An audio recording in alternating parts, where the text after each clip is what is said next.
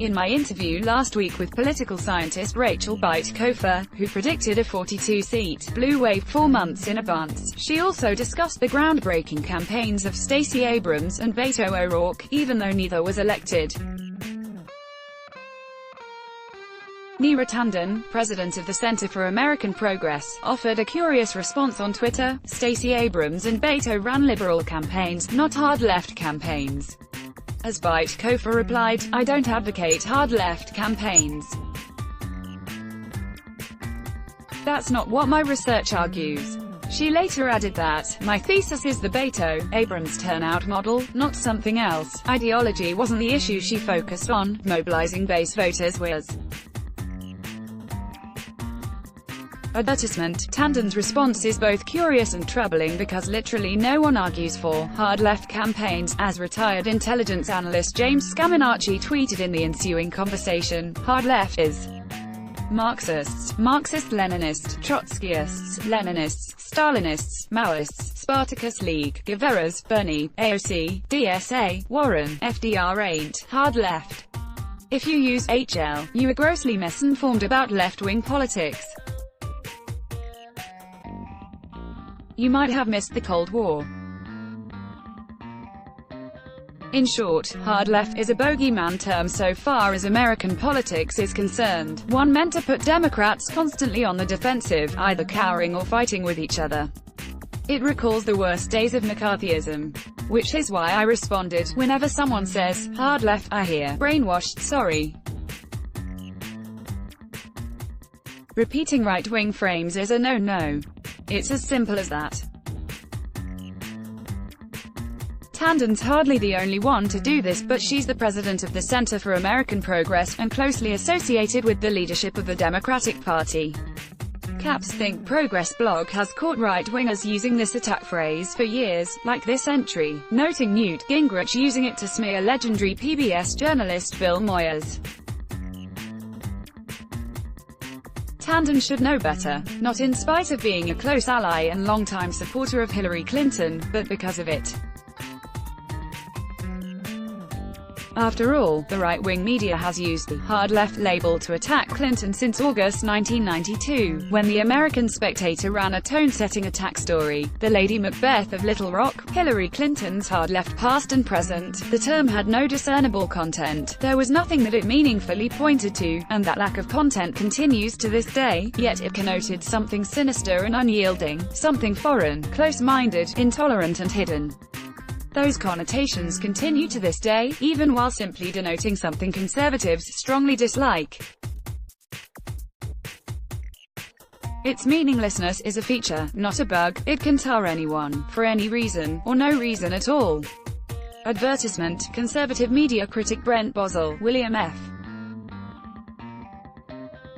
Buckley's cousin, called NPR hard left as part of the MSNBC-NPR alliance, typified by Terry Gross interviewing Rachel Maddow. Conservative Washington Post blogger Jennifer Rubin used it to describe MSNBC's evening opinion show lineup, 3 years before joining the network as a contributor after her movement's bankruptcy gave us Donald Trump.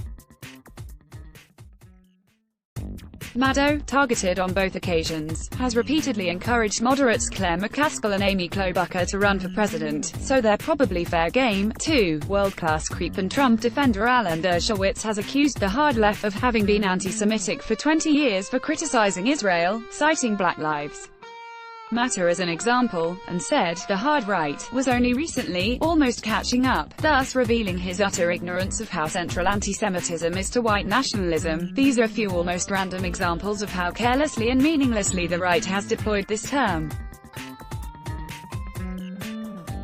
On the one hand, we have sinister figures like Hillary Clinton, Rachel Maddow and Terry Gross. What do they have in common, I wonder? On the other, we have Dershowitz's unnamed Twitter tormentors. But what does it actually translate into, if we look at the substantive politics of supposed hard-left figures such as Bernie Sanders, Elizabeth Warren, Alexandria Ocasio-Cortez, and so on? A livable wage and a livable planet. Somewhat less than Eisenhower-era tax rates. Are these really such scary, wild, fringe ideas, seen by most Americans as dangerous, foreign and threatening? Plenty of data says otherwise. A January poll found that 55% of registered voters favored raising the minimum wage to $15 an hour, while another 27% favored raising it by less. In March, a battleground district poll found 65% for raising it to $15 an hour by 2024, as provided by the Raise the Wage Act of 2019. In June, an Atlantic story announced, the Green New Deal has already won, with the subhead, the far-left policy has shifted the climate debate, and what now counts as moderate, is surprisingly muscular. Advertisement. A mid-July poll reported by Christian Post in early August found that 63% thought the Green New Deal was a good idea, including 40% of white evangelicals, the demographic core of Trump's support. And Ocasio-Cortez's proposal for a 70% tax rate over $10 million was polled after it was first announced. It gained 59% support, including 45% of self-identified Republicans. These are all vastly more popular than Trump's plans to cut Social Security and Medicare. Right-wing media defines the hard left. So let's step back and take a good hard look at the hard left label Tandon and others have so carelessly tossed around. First, let's go back to that 1992 story attacking Hillary Clinton's.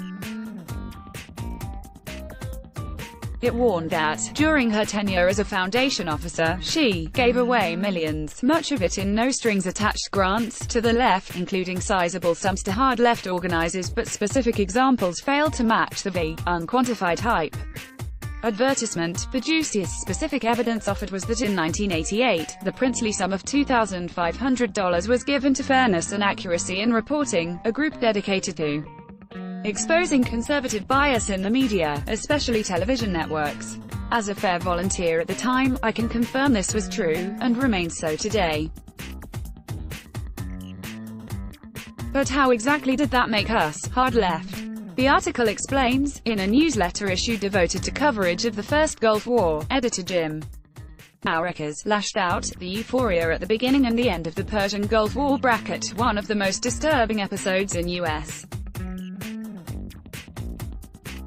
journalistic history, a period when many reporters for the national media abandoned any pretense of neutrality or reportorial distance in favor of boosterism for the war effort. Well, if that made this hard left, guess who else was hard left? Former State Department spokesman Hodding Carter, who, as now Aurekes noted, put it this way on C-SPAN in February 1991, if I were the government, I'd be paying the press for the kind of coverage it is getting right now. Advertisement. Such was the meaninglessness of the term when used to attack Hillary Clinton in 1992. It was intended to connote Soviet gulags, but with no any there at all.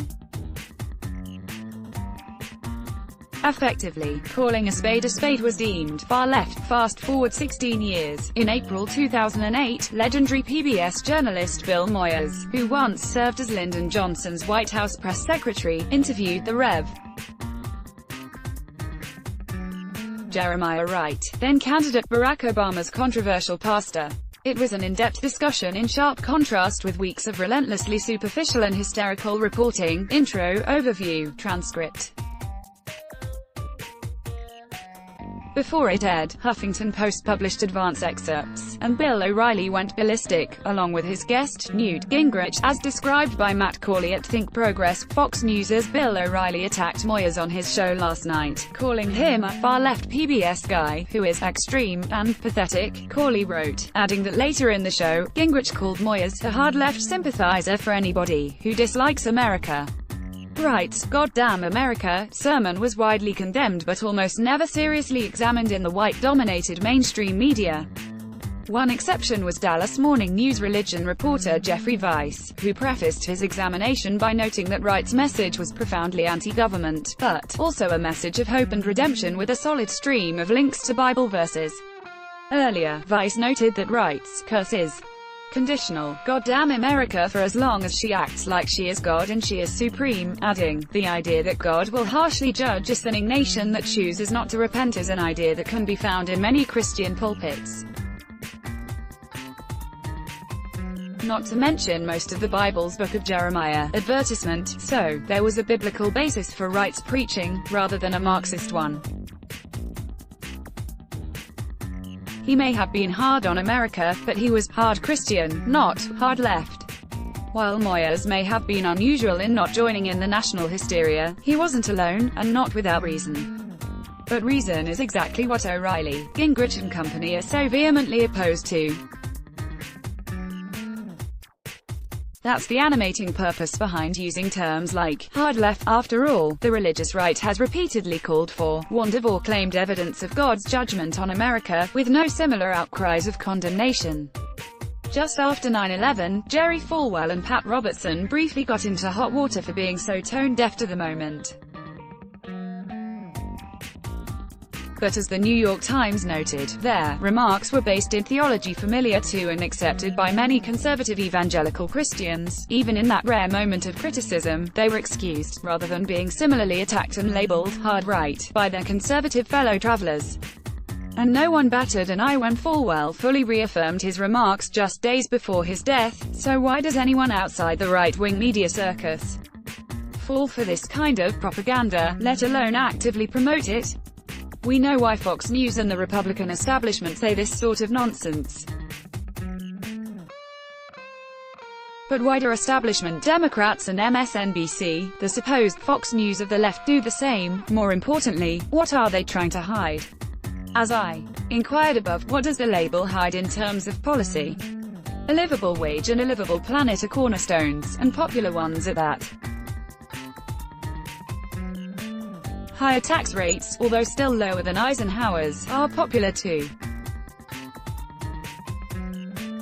Advertisement. Shortly after Bernie Sanders announced his campaign in 2015, I wrote about his candidacy, quoted him touting the accomplishments of European social democratic and democratic socialist governments, especially Scandinavian-style socialism, and pointed to an array of Sanders-compatible proposals identified by the Progressive Change Institute in its Big Ideas poll with 70% support or more. These included universal pre-K, fair trade policies that protect workers and the environment, an end to gerrymandering, debt-free public college, and a Green New Deal focused on clean energy jobs, to name a few. While the term hard left connotes doctrinaire close-mindedness, the full list of big ideas, and the grassroots process of how they were generated, points to the exact opposite. In real life, folks like me on the left want to expand the conversation. We want to include more voices and more possibilities. America is a global outlier among developed nations in so many ways: gun deaths, healthcare spending versus outcomes, child poverty and more. We'd like to see our nation move into the mainstream of what other nations have accomplished, if not become what we should be, the world leader. We want to raise public awareness of what's actually possible and what's actually been done, and have a robust public debate, precisely the opposite of the doctrinaire close-mindedness attributed to us. We also want more different voices taking part in that debate. Black Lives Matter, and want to move it in new directions. That's what most of the Democrats' 2020 candidate field has responded to, and it doesn't make any of them hard left. You are indeed brainwashed if you talk like that. Maybe the real problem is the hard center advertisement. More than that, talking about the hard left suggests that one is really part of the hard center, a knee-jerk defender of centrism for its own sake, regardless of what that center contains or where it lies in the larger moral landscape of history. In his 1986 book, The Uncensored War, The Media and Vietnam, Daniel Hallen described political discourse in terms of three concentric spheres: an innermost sphere of consensus, for claims no one questions, at least so far as journalists believe; a sphere of legitimate controversy, where standard political arguments take place and journalists are supposed to be neutral; and a sphere of deviance, which journalists can simply ignore. The boundaries of the spheres can shift over time, and the far right has built a powerful propaganda machine to move its crazy fringe ideas into the mainstream. That's a large part of why we have an unhinged conspiracy theorist sitting in the White House today. Today's hard centrists simply accept that as fact, but they want to prevent any ideas escaping the sphere of deviance on the left to become subjects of legitimate debate, because once they do, they could become wildly popular, and there's no telling where that might lead. We could virtually eliminate child poverty. We could make mass shootings an historical relic. We could save the planet from catastrophic climate change and biodiversity collapse. These are dangerous ideas, because they give people hope and because they are eminently doable, a world that works for everyone, no matter your race, religion, gender or orientation, instead of just a tiny handful at the top. The latter dispensation is what hard centrists are defending, whether they understand that or not. Advertisement. As a leftist, I try to think differently, outside the present moment. I look back 100 years, not to feel superior to those in the past, but to try to minimize, as much as possible, the embarrassment of future generations. I compare the common sense of today to common sense then, and ask myself, what will be common sense 100 years from now? I try to let myself be guided by that, knowing it's only a best guess on my part, if I'm lucky, a guess that can always be improved upon. That's what makes me hard left, according to Rush Limbaugh, Sean Hannity, Newt Gingrich and company, and according to the hard centrist pundits and establishment Democrats who mindlessly echo their hollow accusations. It's an absurd accusation, as nonsensical as anything that comes out of Donald Trump's mouth. But the very serious people take it very seriously indeed, which is why we have to take it seriously as well, if only to heap ridicule on it. Thinking like that leads to some unpopular conclusions. But I'm a writer, not a politician running for office. I don't expect politicians to think just like I do, but I support ones I believe will move us toward the future I imagine. What Rachel Bitecofer is telling us is that that can be a practical solution as well. She doesn't say it has to be, but it can be. Polling is beginning to support that as well. A new Battleground District poll from Data for Progress found that Senator Elizabeth Warren had the highest net favorable ratings among the presidential candidates tested, that Ocasio-Cortez is viewed roughly as favorably as Joe Biden, and more favorably than Donald Trump or the Democratic leadership, and that clean energy companies and climate activists both poll far more favorably than fossil fuel companies. Advertisement. This is a snapshot in time, and just one slice of the electorate. It's not conclusive proof of anything, but it's hard evidence that flies in the face of the whole hard left canard in general, as well as several specific mistaken corollaries, that Joe Biden is obviously the most electable candidate, that Trump will be re-elected by making Ocasio-Cortez the face of the Democratic Party, that a climate debate would hurt Democrats in 2020, and that climate activists could cost them the election. Note also that this is a poll of registered voters. The central thrust of Stacey Abrams' campaign last year in Georgia was to expand the electorate by exciting people and giving them something to vote for, a clear alternative to what they were voting against. Every reason to believe Abrams would have won, if not for Brian Kemp's illegal interference, and she has clearly laid the foundation for future victories. Conservatives are routinely registered, and vote at significantly higher levels than progressives do, so Abrams' lesson is one that can and should be replicated nationwide. As Bitecofer says, that's what her model is all about. The ideas and people currently being demonized as hard left are synergistic with her model, for reasons sketched out above. It's time to bury this right-wing canard once and for all, and it's time for Democrats to stop brainwashing themselves. Let's block ads.